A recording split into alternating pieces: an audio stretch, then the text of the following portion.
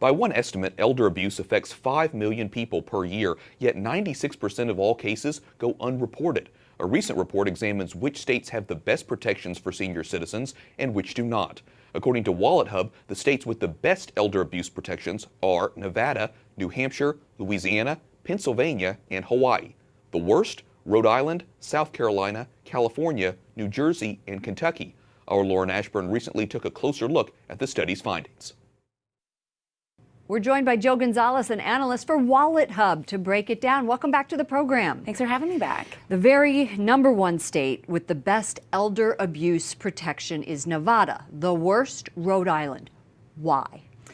Many reasons here. So overall, states like California, South Carolina that still have a pretty big elderly population are actually doing the worst. Nevada, again, a lot of retirees, is doing the best. It doesn't have a lot to do with regionality. It has mostly things to do with policy, legislation. What are the most common types of policies that protect elders? So right now, there's 3 main complaints that elders have. It's elder abuse, physical or mental abuse. It's gross neglect at facilities or nursing homes. And finally, it's financial exploitation. And that third one has picked up a lot of traction because oftentimes it not only affects the elderly, it affects their loved ones, maybe their sons, their grandsons, daughters, etc. And that's really picked up the most traction when it comes to legislation. Give me an example of that. So one is actually passed last year in 2016 by many states. It's the financial elder abuse legislation. And that was passed by about 20 states. So over half of them still have not taken that leap.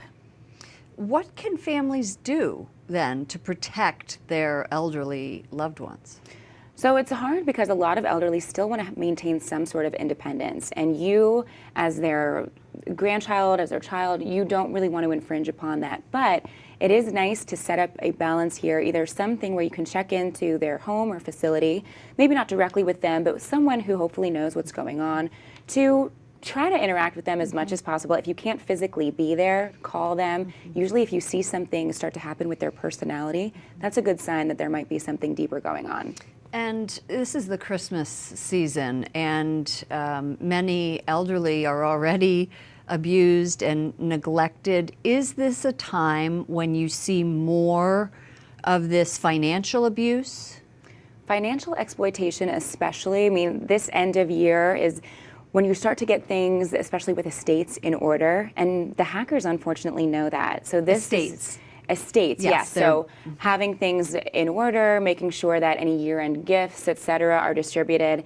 Hackers know that, and fraudsters know that. This is when they make these calls or send emails to your Phishing loved emails. ones. Exactly, saying, hey, they might know your name if they're your son or daughter. Hey, it's Joe.